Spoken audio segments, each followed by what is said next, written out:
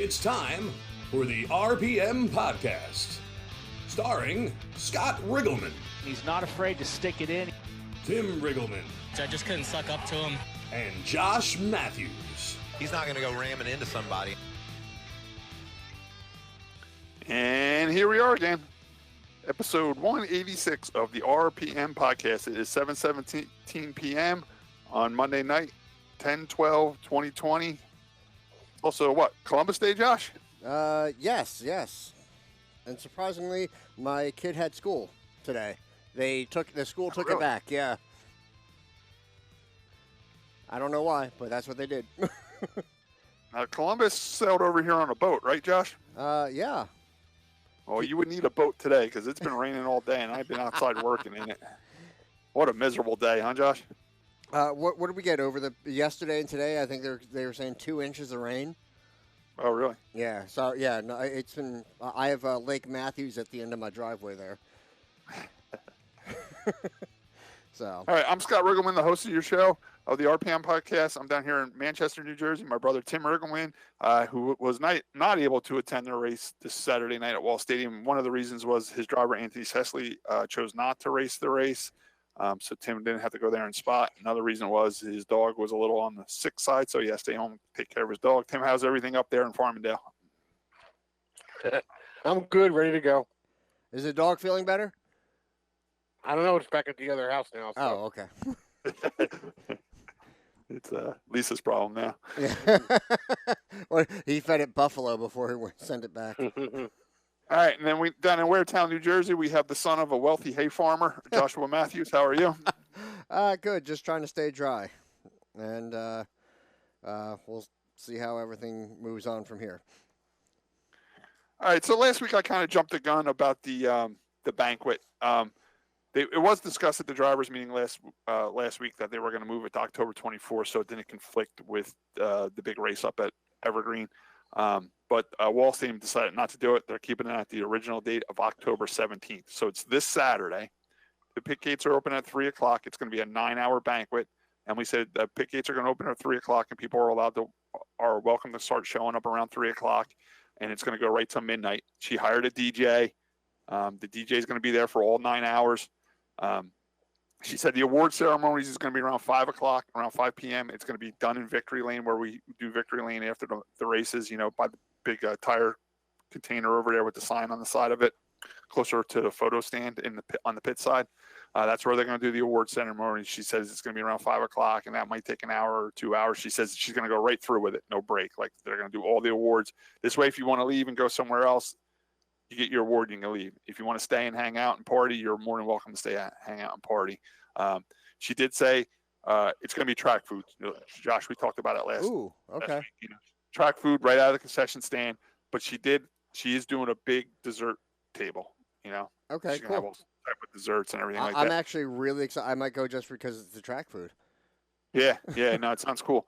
And she said basically you can even bring stuff if you want to bring your own beer, wine, whatever you want to drink. If you want to bring a covered dish or your own snacks, you're more than welcome to do that too. One thing she did stress, she doesn't have enough chairs for everybody. So if you are going, bring your own chair, beach chair, fold-up chair, whatever type of chair you want to sit in. She said she is short on chairs. So, right here. yeah, she said she's going to try to have many chairs as she can, but she said she's way short on chairs. So please bring your own chair. That's one thing she really, really stressed. Okay. So the banquet's October 17th, starting at 3 o'clock this Saturday in the pits at Wall Stadium. Okay. All right. That sounds pretty good. I'm excited about the food. Too. She was hoping to have maybe like a bonfire or a fire, like a pit party fire. She can't have it though because, now it rained all day today. It might change, but she said she did talk to the local fire department, fire chief, and they said the brush was way too dry and they were worried about a forest fire or something like that. So they put a stop on that. But now, of course, it rained for the last day and a half, so who knows? Maybe that'll change. Okay. Well, it still sounds. It's going to be a unique experience. So yeah, that's one cool thing about it. You can go to it just to say you've been to it. Hey, remember that one year that during COVID we had the banquet in the pits? It's definitely going to be a story like that. It is history in the making. Who knows? They might like doing it this way and keep doing it this way. I noticed Evergreen just announced that they're having their banquet same style pit party in the pits up there on November 7th. So, Well, I mean, you figure, outside of the DJ, even if they didn't have a DJ, they already have a PA system to announce everything, and they could just play the music like they normally do over that. Listen, if it's a beautiful fall day like it was the last couple Saturdays we raced, it's going to be a success. If it's a damp, dreary, windy, rainy day like today, it's going to be a bust, But Right. what are you going to do? Right. It's the only way we can have it. And it's the only choice she had, So just been in grin and bear it and go and have a good time. I don't know. It's not stuff. You can go there in regular clothes. You don't have to worry about getting a suit or a tuxedo, and the girls don't have to worry about putting Spanx on and fancy dresses and all that stuff. Just go and hang out and have a good time. Yeah. I support it fully. So I'm sorry we got the date wrong. I know it was a little up in the air, but hey, this Saturday, the 17th, and you said 3 p.m., right? 3 p.m. to midnight, 9 hours. Okay, so the cows will arrive home at midnight. Got it. And like she said, awards are at 5 o'clock. They're going to do all the divisions straight through, no break, and you're allowed. You can leave whenever you want. You can stay as long as you want. It's like a real laid-back, cool thing they're doing, and I hope it's a success. I don't think I'm going to be able to make it this year. My first bank one I'm missing since 2012. Me and Nancy have discussed heading up to New Hampshire to do a couple big enduros up that way this weekend. Hudson? So we're going to go to Hudson Speedway. They have a thing called Pumpkin Fest. It's kind of like their Turkey Derby, and they have a ladies enduro plus a regular enduro. So I can tow one car up there and we can race it twice. Nancy can run it in the ladies race and I'll run it in the regular enduro. Okay. They're also having something pretty cool that they just bought back. They've done it for 35 years up there. Last year was the first year they've done it in a while. It's called the Hudson Hugger. Tim, did you ever hear about that race? No. Josh, you ever hear of the Hudson Hugger? No. That sounds like a serial killer. Competition 8-cylinder race, but not for like enduro type cars like mine. It's a full blown 8-cylinder open comp race where they mix super modifieds with tour type modifieds, with crate modifieds, with late models, super late models, and these guys trick their cars up, take the bodies off, put wings on them. Put that big fiberglass clear Lexan wall on the side of the late models, and it's they pay pretty good. It's like $3,000 to win. So these guys are willing to bring out these high dollar cars. So wait, but is it like no cautions, only red or green? No. I think it's run like a regular race. Yeah. Oh, it's just an open. It's basically an open comp, modified, super modified late model race, but what's cool is they mix them all together. Yeah.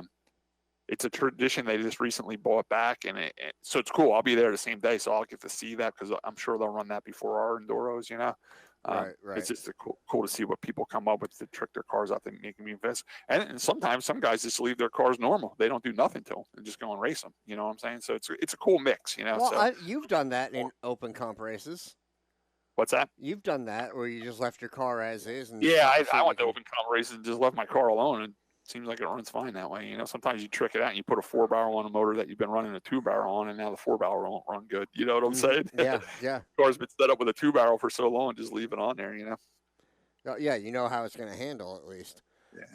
So okay. Well, I mean that sounds exciting. But we'll talk more about that later. 'Cause I know there's a lot of stuff going on this coming weekend. I'm supposed to be helping out setting up a wedding on Sunday up in I think Freehold. So just everything's hectic, and then we have King of the Green is this weekend as well. Yeah, King of the Green. Maybe we'll see if we can get Larry Spencer to come on with us next week to discuss what happened up at King of the Green since Wall Stadium's done until Turkey Derby. And I saw Ted Groh posted a little while ago. He was asking. Apparently, there's a rumor that Andrew might run up for King of the Green. Have you Which I don't see why wouldn't he? That'd be cool to see him up there racing that. I mean, the Banquet Saturday, his division races on Sunday up there, so he can easily make it up there to race. Hopefully, he does go up there. It'd be cool to watch him. It'd be cool for our Wall Stadium track champion, the modified division, to go up to the King of the Green and race with them guys. Okay, yeah, that would be cool. Yeah, for Matt Hirschman. Yeah. So. All right, well, let's get started with the night. It was championship night over at Wall Stadium. All the divisions were there. They were racing for double points, for the champions to be crowned. The first race of the night was the 4-cylinders.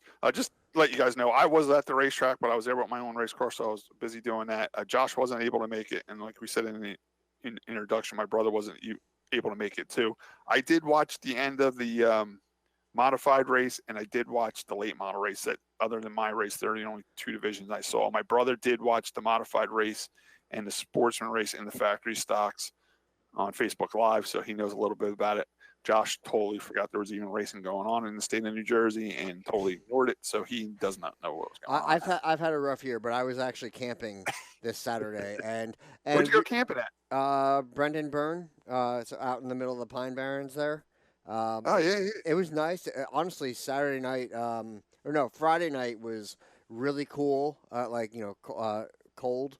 And I've been sleeping in a hammock, so I mean, but I was fine, and we were supposed to stay until today, The weather was getting good. but when we saw the weather, and then we found out, because initially my son had today off from school, and the school system took that day back, and there was no real alert about it. So when we happened to check the calendar, oh crap! So we ended up leaving a day early, so we had to make the most of what we had out there. So Walt, that listens to us, he always says I always cut Josh off. I just let him go and talk all about that. Normally I would have cut him off. Now you see why I cut him off sometimes. What? It's camping. You like camping. I like camping too. It's a racing show. It was championship night. Yeah. But anyway, Brendan Byrne, that's South Jersey, right? The State Forest? Yeah, off of Route 72. There used to be the Brendan Byrne Arena too up in.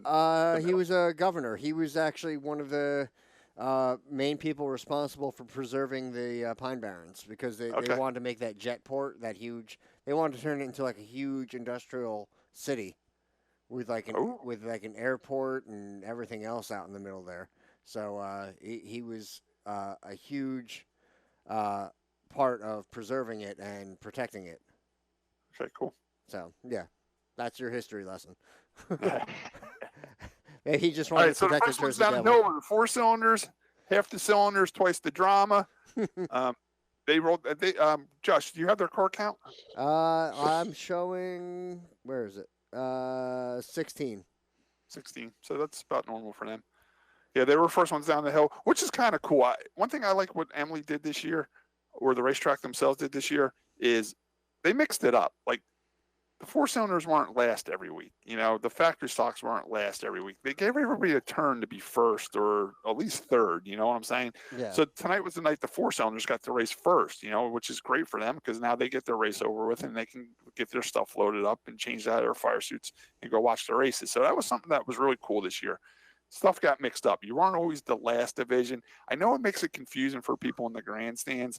I mean, when I raced at Wall Stadium in the street stocks, we were always last. So the people know it went right in order. It was modified, Sportsman, pro stocks, street stocks. It was that way every single night. You know what I'm saying? It's nice to mix it up a little bit, even though it makes it a little confusing for the people in the grandstands. It's nice for the competitors to have a night where they can get out of there early instead of being the very last division every night. Yeah.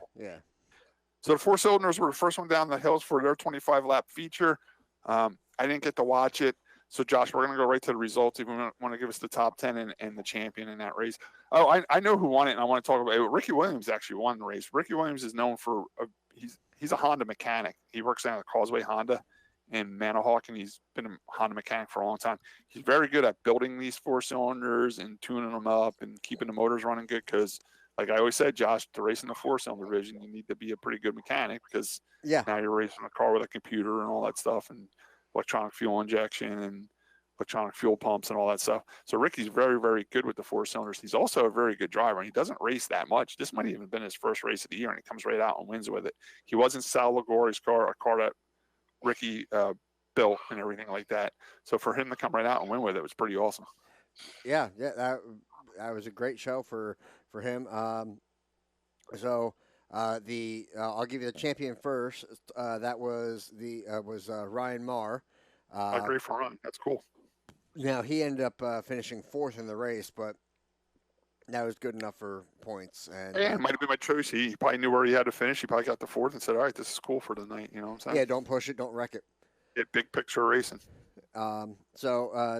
Obviously, as you said, Ricky Williams got the win, followed by Alonso Morales, who was always right up there in the top.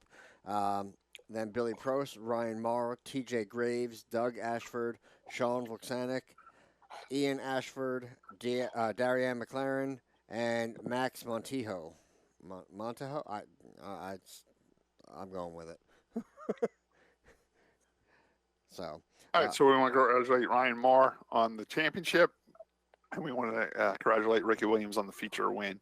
Next down here were the legend cars. Josh, what was our car count like? 12. 12 legend cars. I tell you, legend cars have been struggling over there a little bit. It's tough. I know, kind of like with the TQs, they were having an issue. I think, I know Joe DeGracia. He's, it's a fast track, especially for those small cars. So I think some are like, no, we wrecked too bad. I mean, there's too much at stake. Plus, they have other options. Legend cars can pretty much race anywhere, so that they can pick and choose what tracks they want to race. And like you said, Josh, some might stay away because of the speeds there. Because when you do wreck there, it's pretty bad. Right. I saw there was was it Leanne Sherry? I think her name was that. Her car had gotten torn up a few weeks back, and there was a picture of it. I mean, and it was mangled pretty good. Like that. That was the end of her season with that car. So. I know those cars are made for quarter mile up to 3/8 racetracks, but more of the flat type racetracks. Yes. You know what I'm saying? You get the high bank Wall Stadium third mile, those things get cruising. They're borderline not really built for that track. Right. I get it. And I know that the gearing has been a bit of an issue because there was a gear that's gear, there was one, but they're no longer allowed to use it, and some people were still using it. I know that was a problem there for a little while. Yeah, so it's hard to come by and not manufactured anymore, and because of their spec series, everything is spec. So it's a tough situation, and like you said, they just go so darn fast. Which is, I mean, they're great, and they can have great races. They really do. But sometimes they just become a red flag mess. And something did happen in that race. I'm not exactly sure, and it was kind of crazy because the factory stocks were once again staged to go out. And we were all got in our car at the halfway mark because that race was going by really quick. We all got in our car strapped down with like 3 or 4 laps to go in that race. There was an accident, and somebody had to be transported by ambulance. But I'm not sure if they actually left the track and went to the hospital, or they just brought him into the pits. Meanwhile, while that was going on the track, there was a fan being attended to in the grandstands by ambulance, so we had no ambulances. Oh, so they had to freeze everything So we had to freeze it. So now, with a couple laps to go, all the factory stock guys were stage ready to go. We had to get out of our car, stretch, walk around, wait a little while, and until another ambulance showed up, or until one of those ambulances were freed up, because they're not allowed to race unless there's ambulances there that aren't attending to somebody else. You know what I'm saying? Yeah, which I think is it's a great rule. Yeah, I'm all for it. Better than Hudson had with no ambulance. Well, to be fair, they said that the ambulance is only about 5 miles down the road, so. Oh, only. With nobody in it, but there is one 5 miles down the road. I've been to some tracks down south. They said, yeah, we got an ambulance. And you look over there, thing's got 4 flat tires and grass growing up through it. I'm like, yeah, you have it, but it doesn't move. Yeah, I know we've said it before, but yeah, don't, as much as you want to give New Jersey a hard time about how strict they are, I'd rather be safe than sorry. So, all right, so continuing with the legend cars, the champion was Peter Bruno, who's, as we've gone through the results, done very well this year. The top 10 was Eugene Drew, Peter Bruno, Ed Cheslak, Eric Green, Brian Gardella, Quinn Trimmer, Phil Bogdan, Eddie Idek, Scott Cheslak, and Steve Wozniak. You might as well do the next two, too, Josh. Roger Nickerson and Joe Prisbalinski. So, and the champion was Peter Bruno? Yes, that's correct. That's good for him. That's Dan Layden, Gas Station Dan, we call him. He's been working on that car, so I'm glad to see Peter and Dan to get a championship. They worked very hard this year. They're one of those teams that are there right when the gates open. They're ready to race, prepared to go. they put a lot of work into their stuff, and they deserve that championship. They worked very hard for it. So congratulations to Peter and Dan on that championship.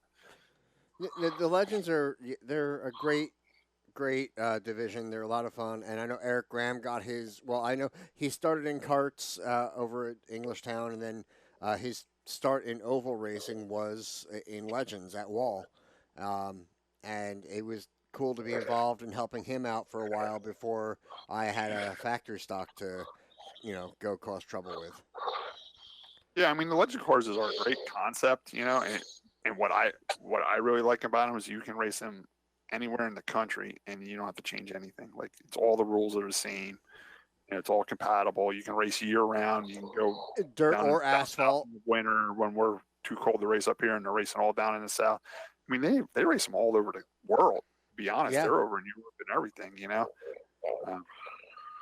I even see where like different parts of the country they put different style bodies on them, and they have like the mirrors outside the car and stuff. They look pretty cool, and they race road courses with them and stuff. So there is different packages for different countries but they're still basically the same Legend car. You know what I'm saying? Yeah. All right, so the next down the hill were the factory stocks. The American Steel came down the hill. I think we had 22 cars, right, Josh? Yes, that's correct. We had 22 cars. We had pretty tight points battle going into it between Elliott Wall, Brian O'Shea, and Mikey Montano, and they were all starting right next to each other. I was in that race, so I don't really know what happened. I had a spark plug wire come off, which kind of ruined my night, and it was kind of a wacky situation where Matt Podesta got spun and he did the 360 in the track and had the track blocked. And when I went up to go around him, there was another car underneath me and he went up high. So I had to stop up by the wall. So I'm stopped up by the wall and Matt Podesta is literally, with his tailpiece towards the infield and his nose piece between the wall. And I'm just able to sneak by it. And they never threw the yellow, which was kind of odd. So when I realized they weren't throwing the yellow, I floored it and did a burnout down the whole front straightaway. Mm-hmm. And as that was happening, because I was up so close to the wall, that's where all the debris is, Josh. Like the rubber, sand, rocks. Yeah. Cigarette butts, zip ties. Everything slides up that way. I could hear the debris coming off my right front and hitting under my hood. So I'm just assuming that something hit my plug wire and knocked it off like a chunk of rubber or something, because my car got real slow after that. And I just had to ride around with what I had. So that kind of ended my night. But Elliott Wall was able to, I think Elliott finished second in that race, and he was able to win the championship. Yes, that's correct.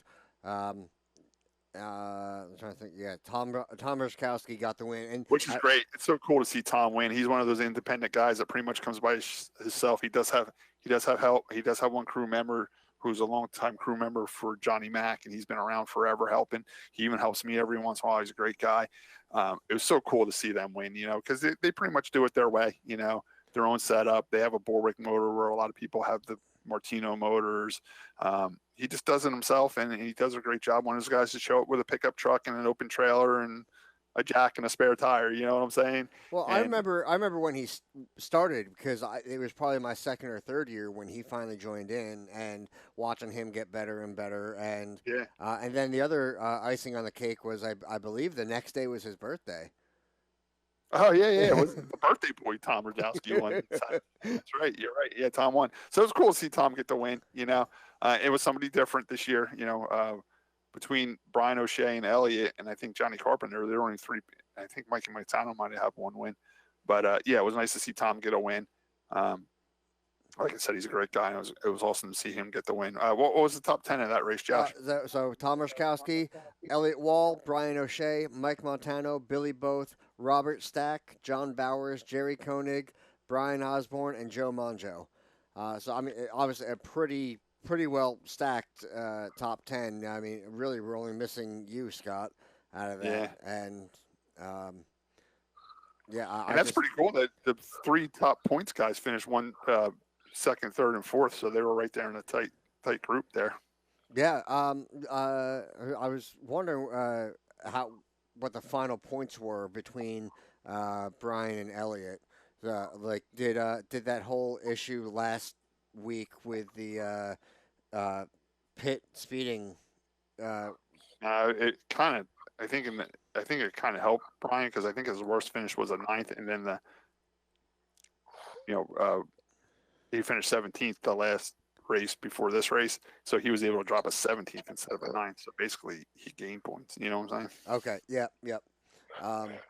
Okay. So other than that, good race as always with the factory stocks. You guys were was that the fourth feature? No, that was the third feature of the night. Okay, yeah. So, I just the more time that you guys get to go up earlier in the show, I think the better. And I think that's where we've been lately. We've been like the third or fourth feature for the last few weeks over there. So maybe that's our new spot in the lineup. When I hit the lottery and get back into it, I'll be happy to be able to get the car on the trailer that much earlier in the night. Yeah, so I had a bad night. I am the 16th with a spark plug wire off, but I've learned in racing there's so much racing. Just if you have a bad night, you just shake it off and come back next week. It's all you can really do. There's no reason. Well, and like we said, rather like you had said before the show, at least it wasn't something terminal in your motor. Right. I knew there was something wrong with my motor. I knew I was down on power. In my head, I'm thinking a rocker arm came off because it's kind of common in our motors because we have to use the stock rocker arms and the stock rocker studs and all that stuff. So I'm thinking that. I'm like, either a plug wire came off or a rocker arm or something broke or the motor's just blowing up. I don't know. But all my oil pressure was good. My water temps were good. So, yeah, it's kind of like a relief when you open the hood and you see a plug wire off. I'm like, okay, it wasn't me. I know something was wrong, and it's an easy fix. You know what I'm saying? Yeah. But on the other hand, it sucks because something so simple can ruin your night, Yeah, I mean, if you were able to get the yellow and go in and just have somebody be like, "Oh crap, that's all it is," and I mean, where could you have finished then, or could you have made up some ground? I don't know, but next time, right, Josh? That's all you can say. Yeah, move on to the next one. It sucks, but yeah. So congratulations to Elliott Wall on winning the championship. This is 2 years in a row now, right? Yes. And of course he just sold the bus. Yeah. So he's gonna get another one and wrap it. He could have just kept that one in. Added 2020 on it. I also want to say congratulations to Marty Van Druten Sr. He's the one that owns that car and keeps it top notch. Helping Elliott with all that stuff. So it's great to see Marty get his second title too, as a car owner. Okay. So then, who came down the hill next? Your favorite division, the Sportsman, also known as the caution stocks, came rolling down the hill. I got the light on, so we're good now. I think they had a pretty smooth night, though. I don't think it was too bad. I was loading my stuff up during the Sportsman race. I did see a couple cars get towed in with some damage, but other than that, I think that race went pretty fast. Well, they did only have 12 cars, so that might have contributed to it a little bit. Yeah, that opens things up.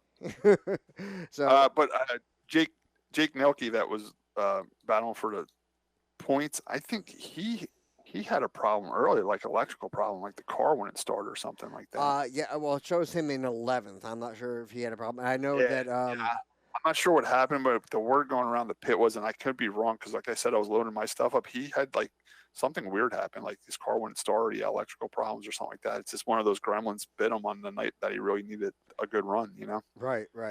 And then I know Neil Rutt was up there in the points battle too. He finished in third.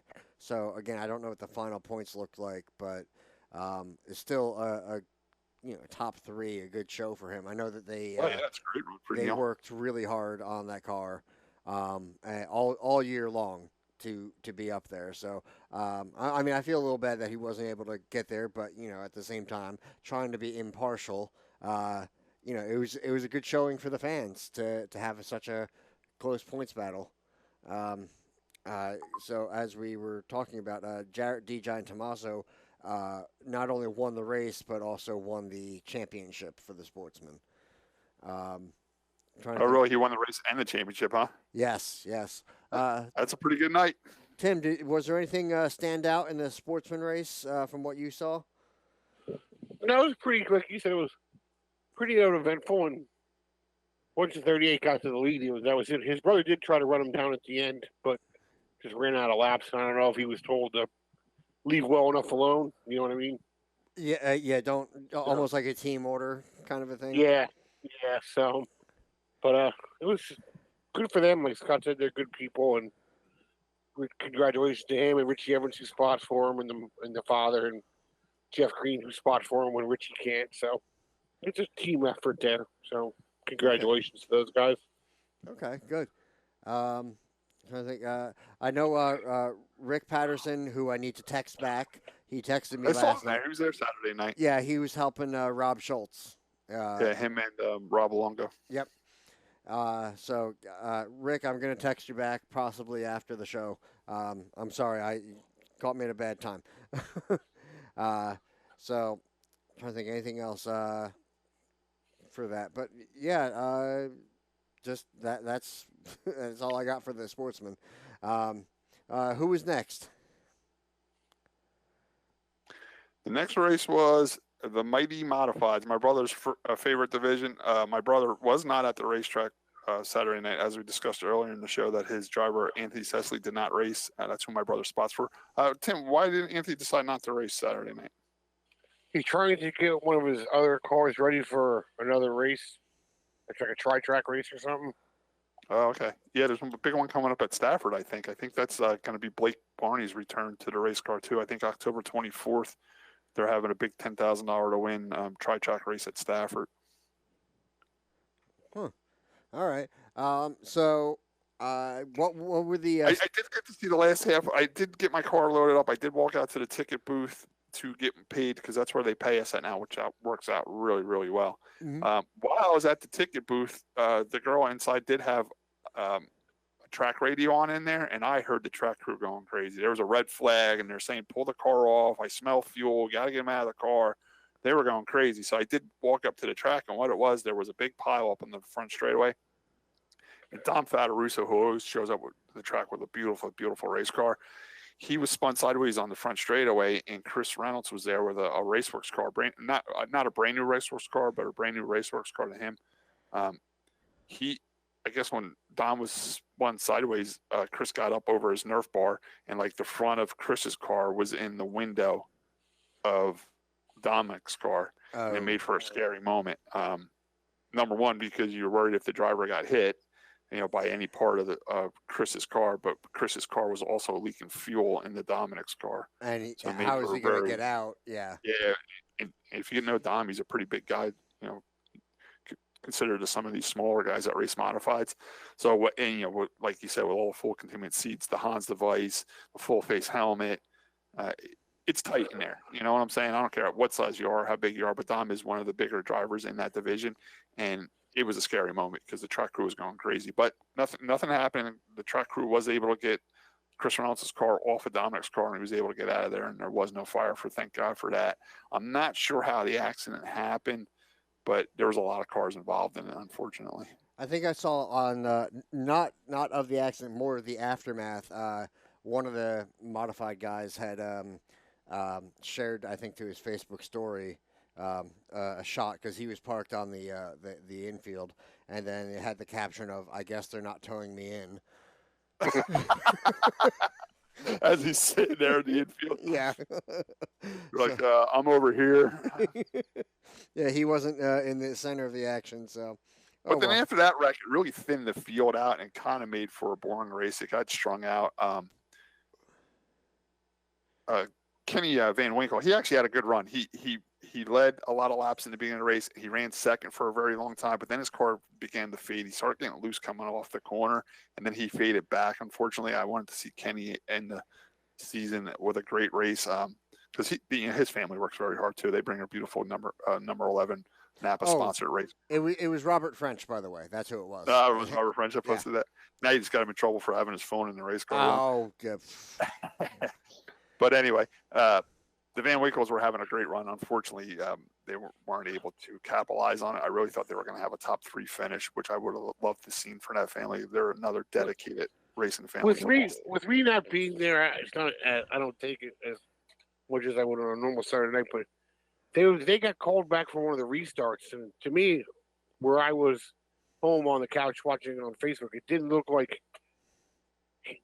the Van Winkle kid jumped to start.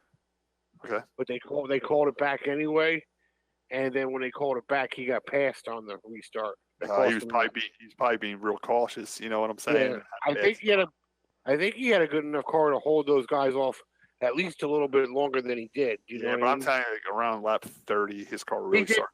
No, I It was- agree 100%. It did drop off, but he might have been able to save a little bit more pace in the field rather than trying to get back up there. So It just would have been nice to see him end the season strong. You know what I'm saying? Because they worked so hard. But I mean, they didn't end it bad. I mean, the car was still in one piece. He still finished decently. But I really thought he was going to have a nice top 3 finish that night, and it just didn't happen. But congratulations to Eddie McCarthy. Eddie McCarthy blew a motor up a couple of weeks ago. He actually borrowed a Morgantini motor from Buddy Miller. Buddy Miller's a late model driver, but had a modified motor. So he won his feature event with a borrowed engine. Congratulations to Eddie McCarthy and his father. Real great people. The McCarthy's been involved in racing going all the way back to the Coupe days. They're just a great family, and they're also a customer of Riggleman Towing.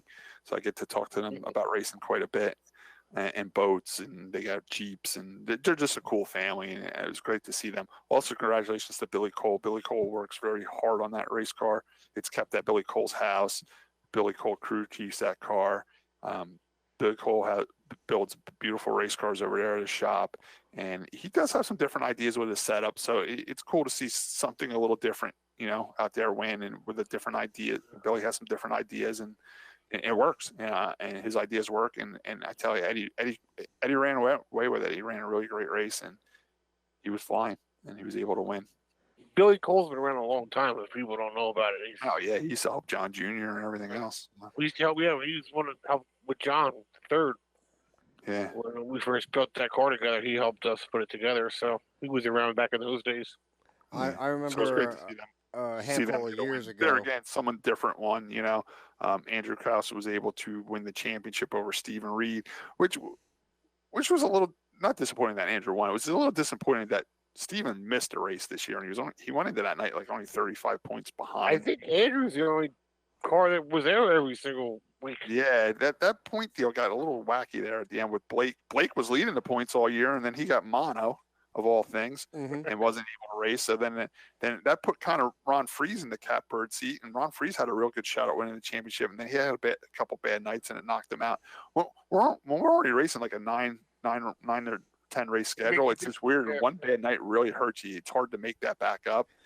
So Ron Freese, I was hoping, I really thought in my mind, and I've been racing with Ron a long time. I really thought when Blake Barney dropped out of the points run and with Stephen Reed missing a race, it was going to be Ron and Andrew going at it, and then Ron had some problems and wasn't able to contend for the championship. So that left Andrew, and Andrew did a great job all year, and he was able to win the championship. Yeah, I mean, he is a good driver, so we don't want to take that away. He's one of the most exciting drivers out there. He really wheels it hard, and he tries to put on a show. There are only a couple drivers that I can think of that can run the top very well, and Andrew's one of them. And I tell you, when you watch Andrew, he's actually faster. His car is set up on the outside better than it's set up on the inside. Like he's faster on the outside than he's down low. Yeah. And then even racing with him in factory stocks, he wheeled those things like a madman. And some of the best racing I've seen from the driver's seat was watching him and Hartwig go at it. They put on a show, and I was right behind. I had the best seat in the damn house. But yeah, so congratulations to Andrew Krause. Yeah, and hey, maybe he'll head up there for King of the Green. That would be cool. If we get any confirmation about that, we'll try to pass that along. And that should be a good show. Shame I'm working the wedding. Otherwise, it'd be nice to go up and watch that event too. But so I'll move on to the top 10. As we mentioned, Eddie McCarthy over Jack Eli, Stephen Reed, Andrew Krause, Tommy Martino, Ron Freese, Joey Merlino, Sean Carrick, Kenny Van Wickle, and Glenn Slocum. Yeah, and that was Jack Ely again. He was driving the Dick Barney car, so yeah, another strong run in the Dick Barney car. I wanted to say we were talking about Billy Cole. A handful of years ago, he had all those "Stop Whining, Start Racing" shirts. Yeah, I got one of. I'd like to see those made again, as well as I need to get my hands on one of those. I'm only here for the factory stock shirts. All right, so next on the hill was the late model race. The late model race is starting to become a very entertaining part of the night at Wall Stadium. I'm starting, I got all these crazy little nicknames for all these divisions. The four cylinders, half the cylinders, twice the drama. Mm-hmm. Sportsman, the caution stocks. But I'm going to go with the late models. I'm going to call this the hooligan race because it's all different types of late models mixed up. Old style, new style, stock clip ones, full blown late models. Like it's a cool mix of different types of roll packages of the late model divisions. They do it to open the division up to try to get late models to come race. And we've only been getting 6 or 7 cars, but what makes it funny is there's only 6 or 7 cars out there, and they still race so hard, 3 wide, 4 wide, crashing into each other. And it's like, it's a 25 layup race with 6 cars in it. You got some cars out there flying around. You got some cars out there breaking up, smoking, missing, spitting, sputtering, cruising around there. Before the race even started Saturday night, me and Nancy are sitting in the pit stands. You know how they come out, but they stop at the track and they wait for the victory lane interview to be over with, and then they let the cars pull down the track. Well, they did that. They pulled out onto the track, and they were all stopped on the pit road going to the track going up the hill. Well, one guy came down. He come up over the hill, and he didn't realize they were stopped or not paying attention, maybe putting his gloves on, turning his GoPro on. I don't know. But he just ran wide open into the back of Buddy Miller's late model right on pit road. To the point they had to delay the race to let Buddy Miller's crew go down there and fix the rear spoiler, zip tie the nose, the tailpiece back on, and all that stuff. So they were wrecking and beating and banging before they even got out of the pits Saturday night. So So then the race starts, and they only have 7 cars out there. Greg Costelli was leading for a while, and it looked like he might have had a win, but Buddy Miller was flying back up through the pack, and Buddy Miller caught him, and he was passing him on the outside. And they got together a little bit on the front straightaway by the flagger stand. Well, it carried through 1 and 2 and going down the back straightaway where Greg kind of went up high and Buddy wasn't taking it. And Buddy came down and they kind of met in the middle and they both slammed the wall so hard on the back straightaway. I haven't seen a wreck that bad at Wall Stadium in a long, long time. And both cars were destroyed. Two beautiful race cars were destroyed, I should say. Was everybody all right? You know what? I know Buddy was fine, and I'm pretty sure Greg was okay too, but the ambulance did have to go down and attend to Greg. So I'm not really sure what happened there with Greg, but the ambulance was with him at the side of the car for a little while. And it was just a shame. It's just shows because by then I think there were 6 cars on the track. It's like, come on, guys. You ain't got to wreck each other to win. And tell you the truth, if Buddy was a little bit more patient, he would have just passed him anyway because he was quite a bit faster, Right. But it's like like Tim says, when Shannon's not there, they race so hard because it's their turn to win, and they were racing hard. And I'll give them that for a short field. Those guys go out there and race super hard, but unfortunately they wrecked this time, and it made a mess of it. Then it got to the point where there was literally 2 cars left on the racetrack, and they were battling it out for the win. Okay. So it's kind of turned it into the hooligans race. But I tell you what, they're getting exciting, and everybody stays and watches them because it's so crazy. You just don't know what's going to happen next with those guys. Well, that's good. My kids love that race. Yeah, they do. Your kids stay to the very end to watch that race, and they stand on the grandstands and they jump around and yelling and screaming. And wow. All right, Josh, you might as well give us the top 7 because that's all they had. Yeah. All right, so the champion was Chris Silvestri. He also won the race, followed by Ray Maneri, Mike Tillett, Buddy Miller, Greg Gastelou, and Steve Puglisi. So that was your 6 cars. That wraps up the Wall Stadium 2020 season, and we want to congratulate all the feature winners that night and all the track champions that night. Hey, Josh, when are they going to celebrate the championship? What's that? At Wall Stadium. Say that When's again? the banquet? Oh, When's the banquet? The 17th. Yes, October 17th. That would be okay, so this that wraps Saturday. up Wall Stadium. Well, yeah, that wraps up the Saturday at Wall Stadium. I know we're going to get in a little bit to the Sunday Series email. Did the Sunday Series get in, Tim, or did they have problems with rain? They rained a little bit, but we got it in. We were done by 3:30. Good, good. Hang on, let me see. I'll pull that up in a. Oh, we'll get back to that in a little bit. So I'm not sure what you want to move on to next. Well, we're going to do the Sunday Series. I mean, I just really want to do Wall Stadium tonight, but I do want to. We'll do the Sunday Series. I just want to promote what Evergreen's got on next week, because next weekend is Evergreen's big weekend. All these tracks have big weekends at the end of the year, and this is like Evergreen's Turkey Derby. They call it King of the Green. It used to be called King of the Mountain, but now it's called King of the Green. It's Friday, October 16th. It's practice for all divisions from 2 to 9 p.m. $20 pit admission fee. Grandstand's free for that night. 8 and 9 p.m. will be the tour type modifieds only. It's just practice. Friday night's just practice. And then Saturday, October 17th is the late models, Evergreen modifieds, 4 cylinders, junior 4 cylinders. Pits open at 8 a.m. Practice starts at 10 a.m. Heats at 12 p.m. Grandstands open at 11 a.m. $20 grandstand admission. Then after the races, they have a pit party, second annual pit party and bonfire, free for everyone with food and music, 1 hour after the races. So 1 hour after the races, they're having a big bonfire pit party on Saturday night, which is pretty cool. And then Sunday, October 18th is the tour modifieds, tour type modified, street stocks and factory stocks. I know a couple street stock guys are going up there. Brian Osborne's going up there. Elliot Wall's going up there. Brian O'Shea's going up there. I'm sure there's a couple other guys going up there as well. I'm not going up there because me and Nancy chose to go up to New Hampshire and race an Enduro race up there at Hudson Speedway. So that's where we'll be this weekend.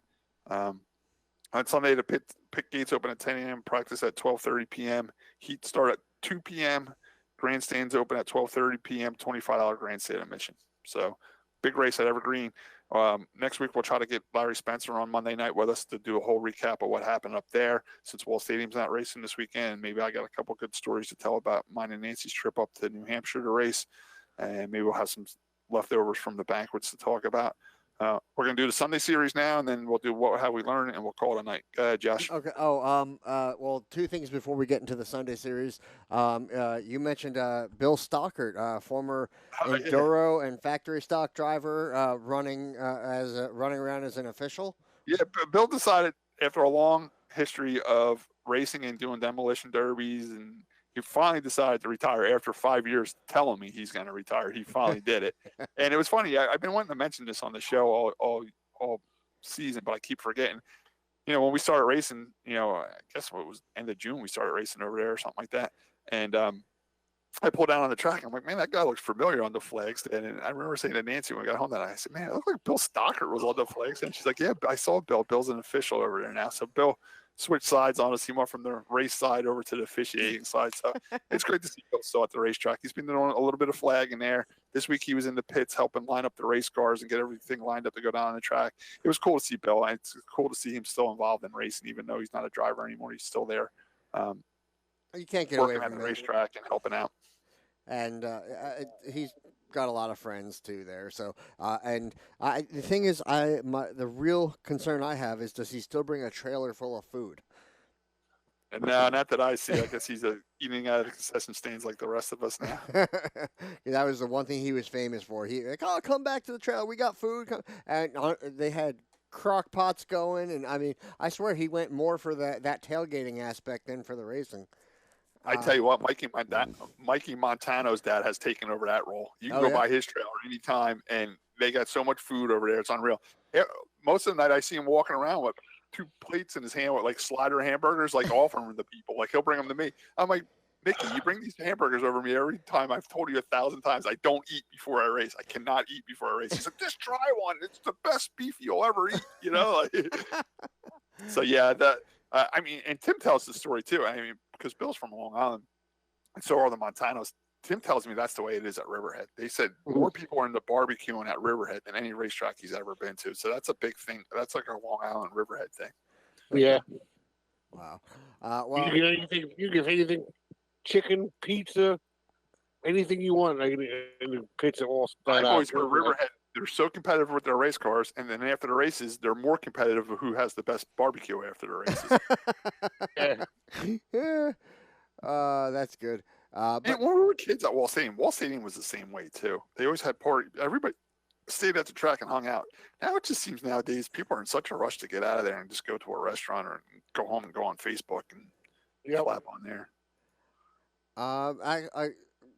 Well, either way, I want to say it's good that Bill's still involved and around, and not hiding. He's just hanging out with everybody, or staying involved. I think that's great. So another thing I wanted to bring up was something that was shared in our group message earlier, which possibly was a joke or a yeah, scam. Josh, I checked it. That whole track's it's a fictitious racetrack, and it's nothing but jokes like that. Oh, okay. Yeah, I went on their Facebook page. That track's all fictitious. Okay. Well, it was funny regardless. The story was that a supposed former promoter from a track had a radio set to transmit on the receiver frequency, but he was also a driver in this race and would randomly in the middle of the race call out yellow, causing chaos and accidents. And the thing is, it's not that far-fetched. I tell you what, Tim's been on the radio a lot longer than me in racing, but when I raced that arch truck, we had radios, and we were at a track in Virginia, and I think it was Southside Speedway, and it's just on the south side of Richmond, so you're not in the middle of nowhere. You're by a city, and there was like a McDonald's or Arby's or something across the street, and the drive-through was going through. Oh, the drive-through all day long. I want a number 2 with a large Coke and a large French fry. The drive-through was Richmond, through everybody's headset over there. The big track in Richmond that happened to us. Oh, really? So, yeah, that was Southside then. You were picking up the drive-through over there, too? Yeah. There's an Arby's or something, like literally like in the parking lot of the racetrack. You could hear people ordering their food and shit. I don't know what it is with these drive-throughs, but they must have super big signals because they bleed over, Yeah, that is impressive, honestly, considering it's got to go, from the drive-through thing to across the street to the racetrack, But go ahead. Back in the day at Flemington, I used to stop for, it was one person. I think it was John when he drove that 92 late model. It wasn't John's radios. It was somebody else's radios. Uh-huh. They would pick up like it was like the Boar's Head meat market delivery trucks. You would hear like, truck 22, you have a case of sausage on there for such and such. Yeah, because right behind Flemington was a whole industrial park back there, Yeah. So. Tim was distracted by all the. No, it does happen. It does happen. Yeah. Yeah. I could see it being done intentionally though. Yeah. I mean, I'm kind of surprised it hasn't happened, or been in the news. It just easily happen anywhere. Like, well, look how people were just talking people that were officials that are racing again or used to race and are now officials. Yeah. Once they get that radio, I mean, I could easily do it any time I wanted to. Right. Tim, all right, Josh, let's hit the Sunday series because I want to get going here soon. Yeah, Tim, how long have you been spotting? Roughly years? I'm just curious. Since I was 18, I'm 49 now. So 31 years. 31 years. Wow. Okay. Yeah. There's something else I was. Still have your first radio, Tim? Is it the size of like a walkie-talkie or something like that? Well, no, the first radio I would ever used would have been John Lewis Jr.'s. I'm sure they still have it somewhere. It's somewhere in Grandpa's basement, but they were pretty big. Have the radios gotten a lot better since you started, or have they just gotten smaller? They've gotten better. The batteries definitely last longer. The radios I have did have digital screens on them, so you don't have to guess what channel and number you're on. Like mine will say 1 and 2 will say Blue on it, and then 3 and 4 say Cecily on it, and have you on, if I find you on there. It makes it easy when you're in a rush. The batteries, the headsets are definitely a lot lighter. That new Peltor headset. Did you ever try those noise cancellation headphones out, or you didn't like them? I didn't like them. Yeah, I don't like them either. I tried them on at a trade show one time, and it's weird because, Josh, like you can hear like the people walking around the trade show when you put it on. They hit a button, and you don't hear nothing, man. Yeah, That takes your senses away, and I don't like that. A lot of people complained it made him dizzy. Yeah, it did. It kind of gave me a headache. It's like it sucks the air out of your ears. You know, makes you, yeah. It is a weird experience. Any people that use them, Tim, the noise cancellation ones? Not anymore, no. That was Everybody's- something and people didn't like it. Yeah, the batteries would go dead in them. It's like just more stuff to break, you know. Yeah. Well, I tell you what, they did work though. They hit that No, they button, and worked. got all outside noise off. You couldn't hear nothing, but it made it weird. It takes one of your senses away, you know. When I Yeah. did my helicopter training flight, and when the guy first fired it up, you hear all the noise of the helicopter, the engine, the propeller, the prop noise, and everything, and he hit a button on it, and then all of a sudden it just becomes, not entirely silent, but really quiet, and but now I could hear him talking. Right. Because otherwise, I was hearing the noise of the engine and everything, and him. But so I'll say in that environment, it was a weird sensation, but it worked, and I'd rather have it for that at least. But I could see there's time. I have a set of headphones for the TV just in case there's too much noise or in the house or whatever, and I'm watching something. But all right, Josh, let's go to the Sunday series. I was just going to say. Sorry, Wall, I cut them off, but now you know why I cut them off every once in a while. I was just going to say that sometimes it's tough to use it because I don't want somebody to sneak up on me because you don't hear anything else around you. All right, so on to the Sunday series. Let's see. Modified Microstocks. Brian Russell, Mike Fox Jr., Mike Brennan, Josh Berry, Jay Smith, John Paulson, Dave Stout, Ashley Tyler got a DNF, John Allmick got a DNF, and Tom Irvin got a DNF. So, hey Tom did Irvin had a bad night. He's usually He the lost star his of the wheel. show. His wheel broke. Oh, no. Oh, did it really? Yeah, the left rear broke off. Like snapped clean off? Yeah. Wow. Did you sing the Dollar Waltrip song when that happened? No, I did not. Time to leave me loose, wheel. The WF Microstocks, Richie Tazinski, Jared Hale, Joe Gary. Wow, he's really kicking butt in that division. Yeah. Ryan Baxter, Ashley Tyler, Scott Fox, Mike Turton, Brian Russell, Mike Fox Jr., Mike Crane, Josh Barry with a DNF. The blue, Alex Rogers, Aiden Greats, Aiden Spencer, Bailey Riggleman, and Alexis Riggleman. The senior flat, Joe Parker, Kurt Labor, and Brian Jennings. The senior 206, Jim Hall, Alex Greats. The juniors, Will Cloud, Tyler Ritchie, Mike Hall, and Jared Okerson. And I want to thank Tom Irvin for sending these over. I don't have anything from the quarter midgets. Now, I did want to touch real quick if we have a couple minutes, because I know the Roval went down this past weekend. Just real quick, Josh. Tim, you still have one more race to go over there with the Sunday Series? Yes, next week is it. Is that be your championship night, so to speak? Yeah, actually, we dropped 2 races, so we won't know till next week. Then you got to drop the 2 and then do the math. Okay. See, that's what kind of like Wall Stadium did. They dropped our race beforehand, and we can't drop the last race, which would have worked great for me. I would have loved to drop my 16th place finish. But so, yeah, we knew going in what we had to do. They didn't wait for the last race and then figure it out. I kind of like how they did Yeah, that. and quarter midgets did not race. I think they're done for the year. Okay.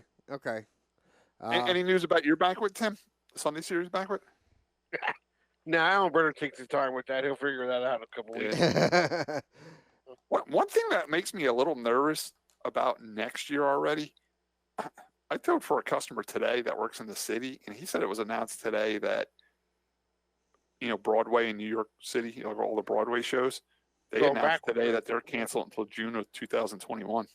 Yeah, Wow. plus they're closing more stuff. All the parks are closing Howell Township again, and it's going back to the way it was. It's not going the other way. Better. It's getting worse again, huh? Getting worse again. So. I've seen some reports of the case numbers increasing again at a fairly drastic rate. So Yeah, it me too. almost makes only thing I want to get rid of all I care. I live a very shallow life to most people, but the only thing I just want to go to the Wawa and not have to put a mask on to go get a drink. You know what I mean? I hate putting that mask on to go into Wawa and get a soda. Pain in my ass. Other than that, I like to go to a restaurant, not worry about picking up the virus. And then we'll see if they're open for Turkey Derby because they said that the Howell Wall Lakewood borders are all concerned about that. So that's right where Wall What Stadium makes me was. nervous about Turkey Derby too, and a lot of people don't look into this. Echo had their big race. They call it like the Pan Am race. It's like a lot of people come with those little foreign cars, Yeah. It's like the Spanish people are really into it. It's Pan. They got in trouble, right? They didn't see what happened was they didn't get in trouble. They got approval from the town. The racetrack wanted to have their big race. It's their Turkey, it's a big event where people come from all over the country and race this race. It's those little 4-cylinders and 3-cylinder rotary motor cars and stuff, and it's a real big event for them. I've actually towed a car out of there one time. That's how I knew my customer broke down there, and I went to get it, and I realized how big it was. And it's very similar to our Turkey Derby. The racetrack went to the town and got approval to have their camping and the full grandstands and everything. And then what happened was people from all over the country started calling all the local hotels wanting to book hotel rooms, right? So then the word got out that he had people coming from all over the country coming to our state. So even though the town said it was okay and the racetrack said it was okay, and the local racing community said it was okay, and they all want this big show to go on, the state stepped in and found out about it and canceled it on because it was bringing too many people from out of state. Yeah. And that's what happens with Turkey Derby. We get a wide spread of people coming from out of state. That's what makes me a little nervous. Yeah. So if it really depends on who hears about it, and I don't know. But then again, it's like it's so weird. Like 1 minute you're like, oh my God, stuff's happening, closing up again, and then you turn into the Roval race at Charlotte, and they had some people in the grandstands. It was watched pretty light game, compared. Some people in the grandstands, I would say compared to Talladega, the dumbest rule is the restaurants. Like you have to wear your mask from your car to sit down, but then you can take it off. So whatever heebie-jeebie that could jump on you from the car to the table can't jump on your table into your mouth. You know what I mean? I agree. That part is being a little bit ridiculous. I mean, aside from if you were standing in a line waiting to be seated, I agree. I found, I don't know if I mentioned it on the last week's show, but my physical therapist, for my elbow, tested positive. Oh, really? Yeah.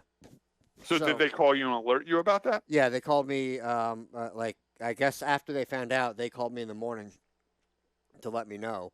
That's your luck, Josh. You go get something repaired, and then you got to catch something else just being there. Yeah. But I mean, you have to go get tested. No, I didn't have to do that. But I haven't shown any symptoms. Okay. So, again, they at the office they sanitize everything. We're all wearing masks and stuff anyway. So I tell you what, it is a little freaky. I went to that Advanced Auto over on 37 and 166. Where the office lounge is. Yeah. You have like a couple marine containers set up, painted white, and got like windows cut in them, and it says COVID test centers. Yeah. Yeah, like they set up a portable test center over there. What gives me another clue that this is going to stick around a while. If you notice all the mainstream commercials now, people are wearing masks in the commercials now. Yeah. Oh yeah. It's not going away anytime soon. Yeah, they're trying to make it like a normal thing. Thing, yeah. Well, I mean, if you really think about it, there's not going to be a real post-COVID. It's going to be, we're hopefully going to eventually reach kind of a herd immunity status. And I just wanted to bring up the Broadway thing only because I thought by next year we'd be home free. And I understand people listen to this like, yeah, well, Broadway's all indoors, and which is true. And that's, that is true where we have the benefit. We're outdoors with the racetrack. So that helps us, where we can have more of a crowd. But it just goes to show that they're thinking long-term, like this ain't going away if they canceled everything to June. You know what I'm saying? Yeah. And if the, like we said, the numbers are rising currently. So we're gonna have to see how it plays out. So like Tim always says, My favorite restaurant, Ruby Tuesdays, just announced that they're closing 185 stores. And I liked Ruby Tuesdays because I love their salad bar, but you can't do the salad bar thing anymore. Tim, I stopped at a Roy Rogers the other day. No fixing bar, right? How depressing is it going into a Roy Rogers and not having a fixing bar? Oh, it's terrible. What's the point? My brother used to make a whole salad out of the fixing bar. I was having a ridiculous craving last night for Sonic, of all things. And the That first one didn't last that long down by you. No, and that was the first one in New Jersey. I mean, and it was really right up the street from me. You know what? You go down south. All right, we officially switched from racing to food. So let everybody know. And it wasn't me that did it this time. Sonic was big out west and it's big down south, but the northern people don't have the taste for Sonic. Like all that has like that sugary taste. You know what I'm saying? Well, I think Connecticut seems to do okay with Sonic for some reason. Really? Yeah. It just didn't catch on around here. I like Sonic. Well, there was one. The first one was right here in Waretown ish. I think it was still Waretown, just south of the nuke plant. And then they had another one in what was it, Manahawkin? They put one in Howell. There's Howell and Manahawkin, but the one in Waretown and Manahawkin are gone. The Manahawkin one, we were one night just by chance. We were let's stop. It was bulldozed. It was gone. The one in Waretown is being converted to a Dunkin' Donuts now, and so if I want Sonic, I got to drive 40 minutes up into Howell. You know what's funny about the Howell one?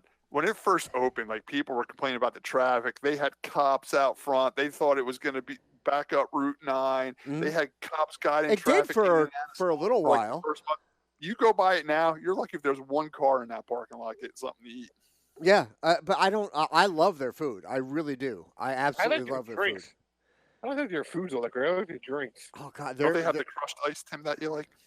Yep. They get the best crushed ice. Yeah. Anyway, I stopped at Roy Rogers. There's a new one in Bricktown on Brick Boulevard or Hooper Avenue. Good. I stopped in there the other day because I haven't had Roy Rogers in a very long time. Mm-hmm. And just to let my brother know, they have Duke's mayonnaise. That's what they serve there is Duke's mayonnaise. Okay. Him always liked Duke's mayonnaise. They used to sponsor race cars back in the day when we were kids and stuff like that. And I never really seen it up here. It's more of a southern mayonnaise. And the Roy Rogers there has the packets of Duke's mayonnaise. You know, my favorite honey mustard is Ken's, and that's the one that they use at the track. Yeah, Ken's is big up north. I mean, Tim, that's right out of Massachusetts, isn't it? The Ken's salad dressing. Yeah, I've never seen a Sonic in Connecticut. No, I don't think they're big up north, Josh. I know there's a couple because when we would go up for concerts there, it would say like the next rest area there's a McDonald's and this. You know what's weird? What's big up that way is like that's kind of fizzled out down here is the Dairy Queens. Like they're more like the drive. And the Cumberland Farms are like Wawa. What's the other place? Uno? What was it? There was like a Uno Pizza. Yeah. Yeah. I like Uno's Pizza. It was all right. I still take a meat lovers from Pizza Hut personally, but give me some stuffed crust. There's a pizza place by Stafford Motor Speedway, Josh. It's called Wilmington House of Pizza. Okay. They have a it's basically a meat lovers pizza, but it's called the Widowmaker because it'll kill you with all the cholesterol that's on it. It's all right. Josh would definitely order that one. Oh hell yeah! I always get that. It's awesome. I'm a sucker for stuffed crust. I'm sure you are.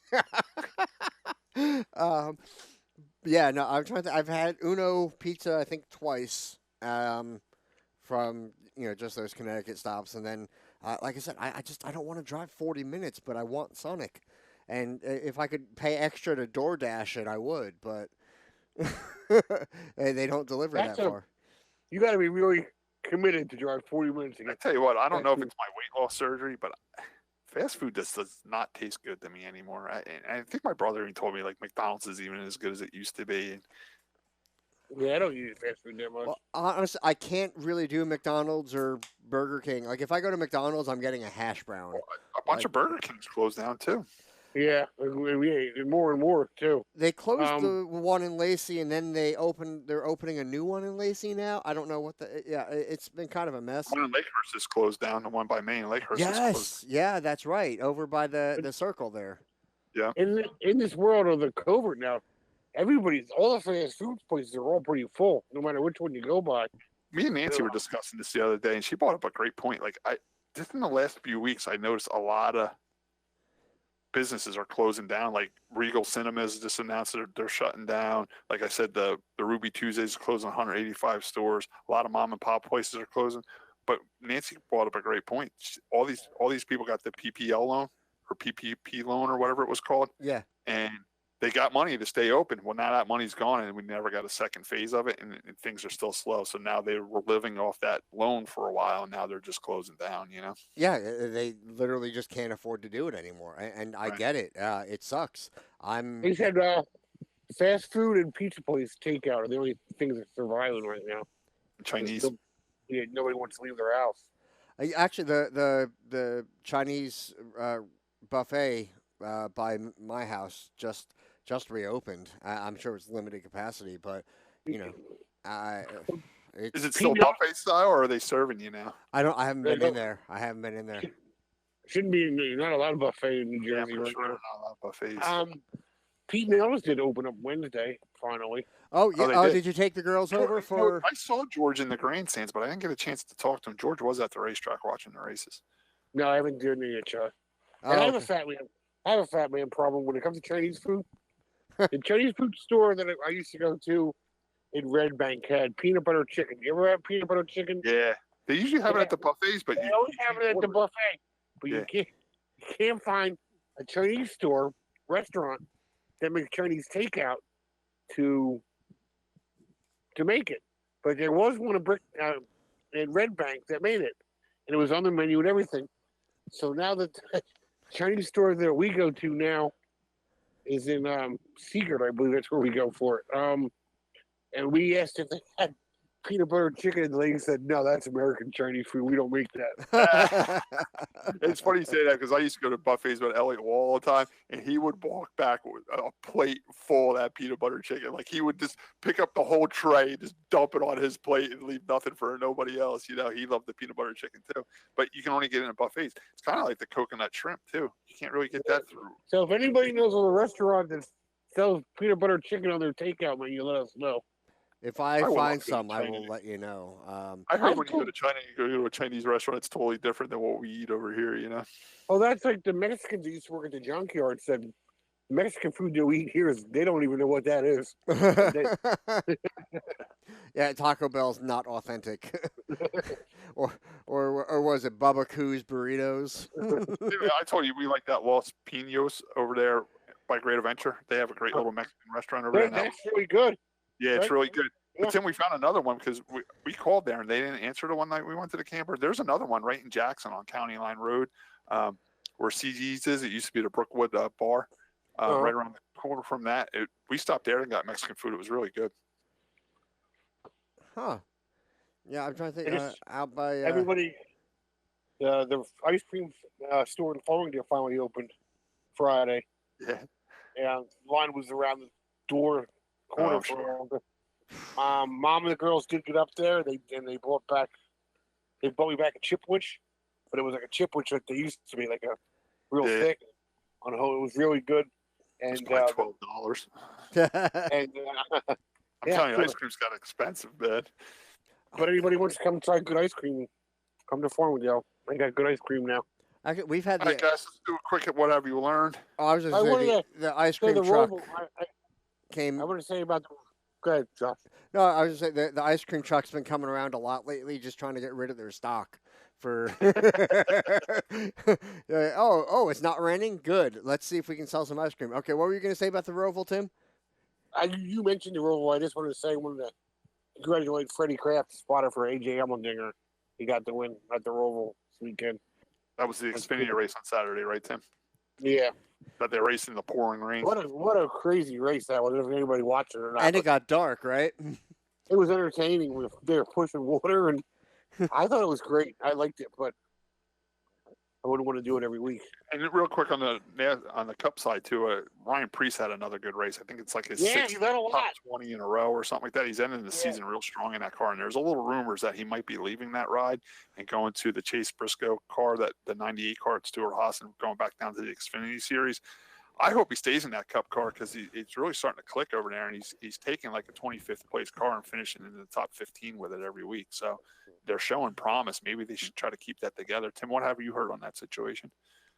I've heard the same thing that you said, that he's going back to Xfinity. Like maybe went to Cup too soon, get another year of Xfinity in, but he's running really well.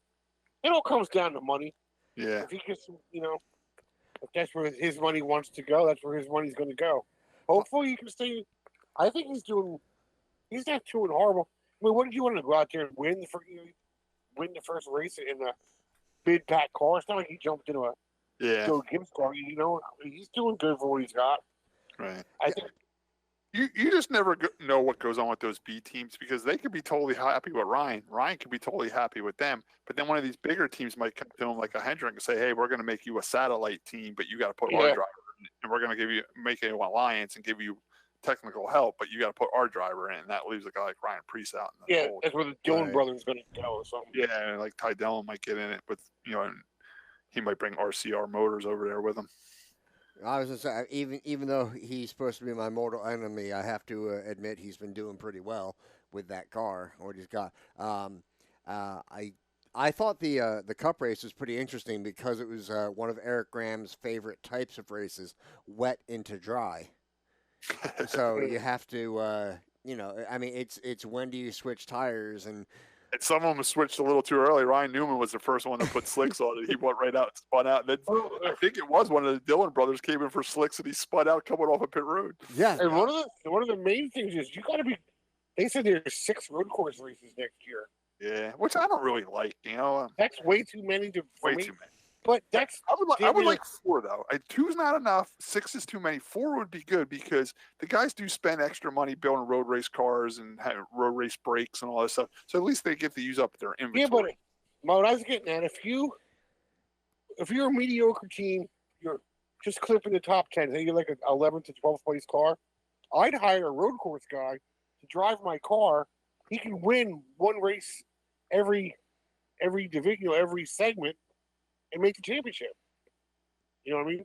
You're in, if you win, you're in. If he wins in every segment, then they end up maybe winning the championship. That could be a real monkey wrench for it. Yeah. That is. And someone was saying with 6 races on the Cup schedule next year, a guy like AJ Allmendinger might get a ride again. Yeah. Win a championship. See what happens.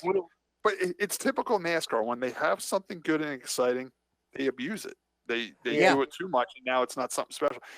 This reminds me when I was a kid. Like Wall Stadium would have a monster truck show once a year, and it would be packed. I mean, packed more than turkey.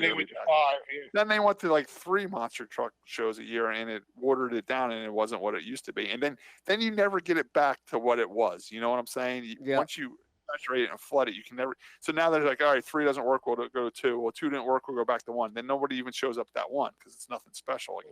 Right. I don't know. Everybody fell in love with these road courses. They had 2. Now they're making it 6, and it's too many. Yeah, I would do 4. I think 4 is a good place to be with them. I'd say overall the Roval I thought was pretty interesting. I thought it was a good show. They did bring in extra lights because of how late the Xfinity race ran, but they didn't need them for the Cup race. What else? We saw that a bunch of cars got stuck in the grass once they went off the track because there was it was impossible to keep moving. Clint Boyer, I think he had like no power steering at the end. Yeah, like 48 laps or something on a road course. So he like collapsed after he got out of the car. I would have called it a day. Yeah.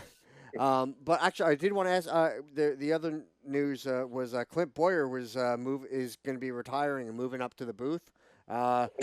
Tim, are you sick of drivers in the booth now? Yeah, I'm okay with it. I mean, I'm okay with it too. And it's good to get new drivers in because he's more current with the cars that are racing now. But in a couple of years, he's not going to be current when they go to the next generation car. and that all made sense to me. Like when Darrell Waltrip says, "Look, I'm going to step down." It's been 20 years since I've been in a race car. I didn't even drive this style race car. The rules are different. The packages are different. I can't tell you what the driver's feeling anymore in that car because it's changed. We need new drivers in here. So now we're going to get a whole new crop of drivers for 5 or 6 years, and then they'll have to move. Pretty soon it's going to be too late for Jeff Gordon and Jeff Burton because they're going to be too far removed from the rules packages that are on the racetrack now. It would be hard for them to talk about it. I was saying, Jeff Gordon they'll do like the race day a little bit more. Then they'll move down to the weekly stuff. You know, they'll phase it out because that's where Larry McReynolds and the Hollywood Hotel guys they're doing that now. They're not race day anymore. They're doing that. So that's the way it works. It's just like anything else. It only lasts for so long. You know? I'd say the one thing that keeps Dale Jr. fresh is that he would occasionally run an Xfinity race, so he would still be kind of, you know, in the know or up to date with. To tell you the truth, and I don't know if I want to admit it or not, you might not want to hear it, Josh, but Dale Jr.'s podcast is better than race day coverage and way better than all that crap they talk about during the week on ESPN. Bringing up Dale Jr.'s podcast, did you listen to Hank Parker Jr. on there? No. The latest one last week, Dale Jr. had Hank Parker Jr. on it. And Hank Parker hasn't raced in a long time, but man, they have some awesome hunting stories with Dale Jr. and him going as kids hunting, and great Dale Sr. stories and great Hank Parker Sr. stories. Hank Parker Jr. and Hank Parker Jr. and Dale Jr. were good friends because Hank Parker Sr. and Dale Sr. were good friends, and Hank Parker Jr. actually bought Dale Jr.'s street stock and raced it over at Concord. That's where he got started. And they have some great stories. So definitely go check out Dale Jr.'s podcast with Hank Parker Jr. on it. Okay. That's the Dale Jr. download, right? Yeah. Okay, maybe we can share a link to that one. Another podcast I just stumbled on today, and it's pretty old. I was listening to a 4-year-old podcast today. I think it was called Bill Baird. I think it was his name. He's interviewing all these old mechanics and stuff from NASCAR, and he had Jack Tant on there, Tim. 4 years ago, he had Jack. Really? Yeah, and it was a real cool Jack Tant interview, and he talked about they were at his race shop, showing all around his race shop, and talking about his history of building modified engines and building modified race cars, and it was really, really good. So definitely check out that. Oh, this is going back 2 weeks. This is going back to Talladega. But did anybody see when Eric Jones missed the command to start the engines? No, I didn't see that. I don't know if he was in the bathroom. I was bathroom. for Eric Jones to win that Roval race because he's a lame duck driver right now. Yeah, and would have been cool to win that. Yeah, no, he was up there. He had a shot. But and Di Benedetto was doing fairly well, at least in the beginning as well. But no, I thought it was kind of funny for Eric Jones. I mean, the cameras were following him running down pit lane to get back to his car, and but all the other cars were already started up and pulling off the grid. Not to change the subject, but Scott, you didn't talk about your Big Diamond race. My what race? Oh, Grandview. No, I went to. Oh, yeah, that's right. I went to Grandview Friday night. I did forget about that. I went to Grandview Friday night to race with the Outlaw Enduro Series. I had a great run. Started 8th and I finished 4th. It was a 75 lap race on the dirt, and the car ran great. 3 cars beat me. One was a Mustang, like a newer style Mustang with a 2-port injected engine and everything. Oh. That car ran really good. And the other 2 cars were cars just like mine, but they had Vortec engines in them. Oh, wow. I definitely came home looking into getting a set of Vortec heads. Do you have to have a computer for that? What's that? For Vortec heads and all that? No, they're just the newer style. They're called fast burn heads. But I talked to the 2 guys that have the Vortec heads, and they're like, we're really surprised you don't have them, and we're really surprised you run as good as you do without them. He's like, we put them on our car, and they gain like 30 to 40 horsepower. And the other advantage, too, in the Outlaw Enduro Series, if you run Vortec heads, now you're allowed aluminum intake because the Vortec head engines came with aluminum intakes. Okay. How many cars were there? We had 16 cars there. Okay. In my division. So you started midfield and finished 4th? Finished 4th. Okay. Yep. A good race. I was running really good. The car was fast. I got the second fastest lap time in the race, and my car was really going good. And those Vortec motors just beat me. Okay. I mean, how was the track? Was it? It was awesome. It was the best dirt track I ever raced on. Super smooth. They didn't soak it down. It wasn't dusty. It was perfect. Awesome. Got chilly up there, and I was a little disappointed after my race because if I do a little research for the RPM podcast, I checked out the menu at the concession stand when I got there, and they had hot and cold apple cider. Okay. Ooh. And apple cider out in Pennsylvania is good this time of year. Yeah. It's apple cider time, yeah. So I said, I'm either going to be cold after the race and I'll get hot apple cider, or I'll be hot after the race and I'll get cold apple cider. I was hot after the race. I mean, I sweated. I got worked up in that car. I was running hard. And to the point where Saturday, when Nancy set my helmet up in my race car Saturday, she's like, the inside of your helmet's disgusting. It was still filled with sweat, my helmet from the night before. So I went to the concession stand to get cold apple cider for the ride home, and they were out. By the time I got up there, they were out of apple cider. Oh no! That sucks. Yeah, I will say it's been tough. We're looking to do apple picking, in the next week or two, and most of the places that we were looking at going to are all closed. They had apparently there was a late frost this year that really hurt the apple crop. And so a lot of places, like Johnson's Farm is a big one. I know they don't have apple picking up at Casola's place, but that's a great place to go. He listens to the show. Dominic, know you're going up there and hang out. But I don't think they have apple picking there, but they have a whole store. Yeah. Well, the Johnson's Farm, there was out in near Medford. There was Battleview out in Freehold area. They're all out of apples. They're done. There's nothing. Yeah, because they had apple cider's gonna be like $20 a gallon this Thanksgiving. Yeah. No, they had a bad crop this year. Everybody's running low, or running out. So it kind of sucks. But it kind of it's fitting for 2020. I guess. Right.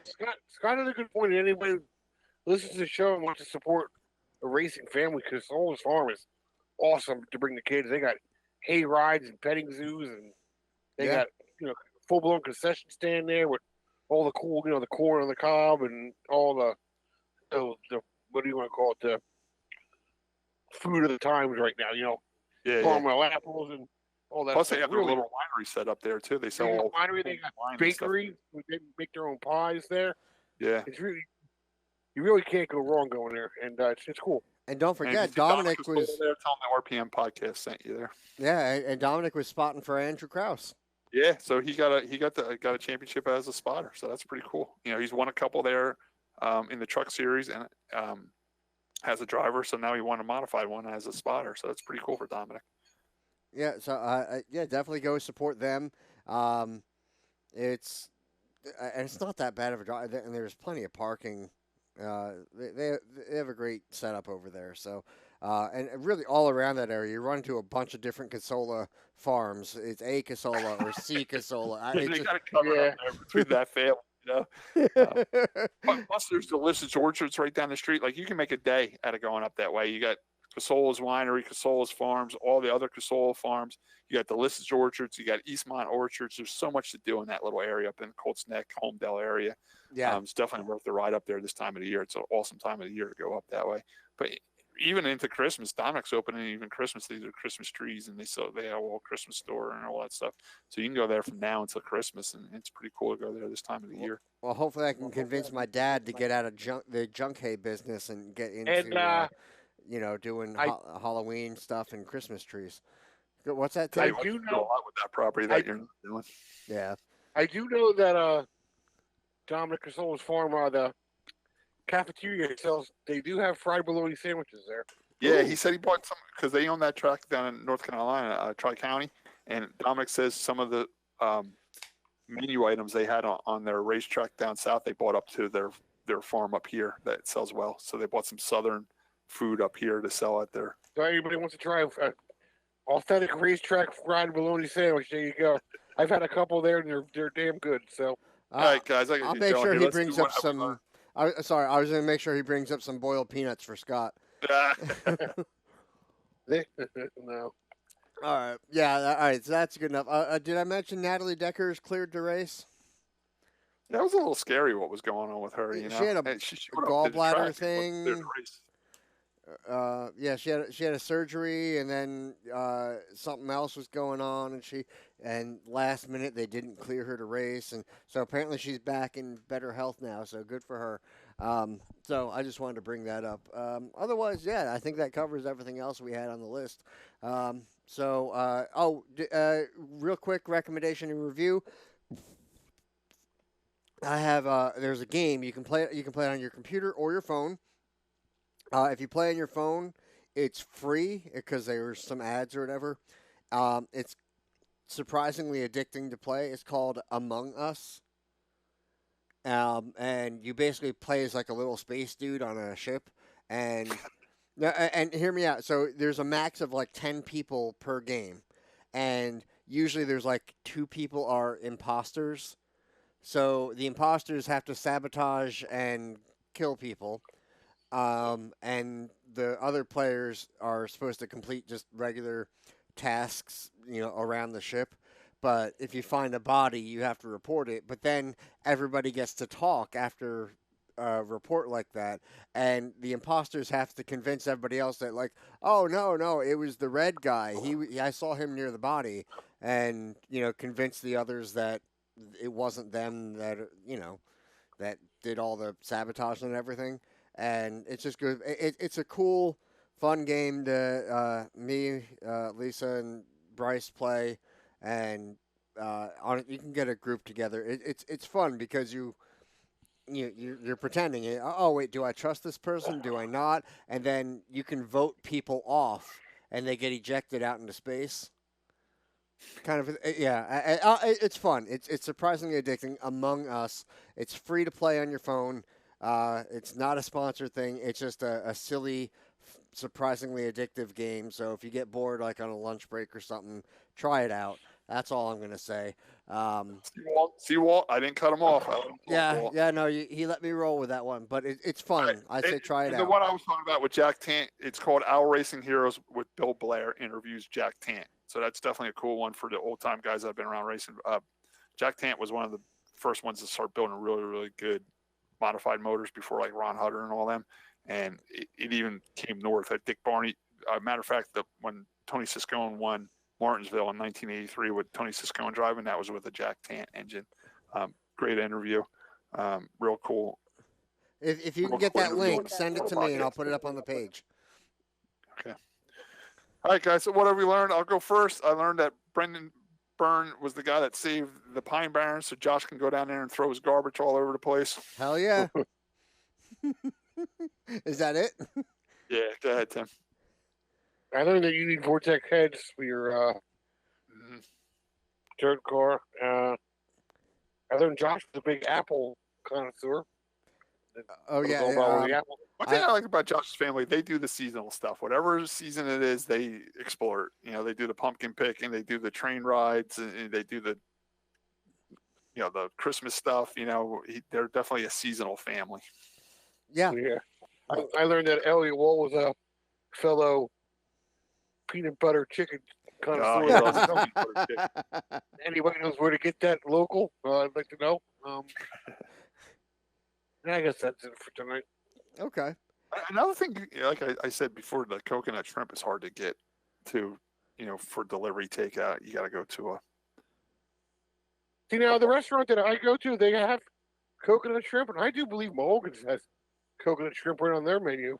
Yeah, and the Chinese is a little bit different than what they serve in the American restaurants. Like you reckon with this little breading with the coconut flavor? No, it's like a sauce they put over top of it, or the other coconut shrimp, like something you dip in it. I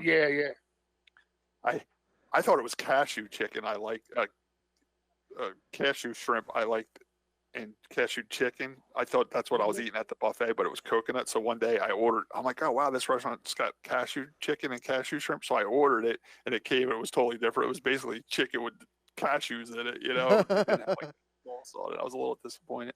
I got to find something new on the Chinese menu because we order at least once a week here, and I always get the General Tso's, and I'm so sick of General Tso's. I don't know what else there is. Orange chicken. I highly recommend orange chicken. Gets the orange chicken. Yeah, that's good. I like that, especially from Panda Express, but that's neither here nor there. All right, so moving forward, today I learned that Tim was listening to the sausage trucks at Flemington, and I learned that Tim lives a shallow life. Very shallow. So that's really all I have for this week. So I'll let Scott lead us out. What show was this? 186? Yes. All right, guys. So that wraps up 186 of the show 186 of the RPM podcast. Thanks for joining us. Go to Wall Banquet this Saturday. Wash your hands and your raffles, people. Let's go.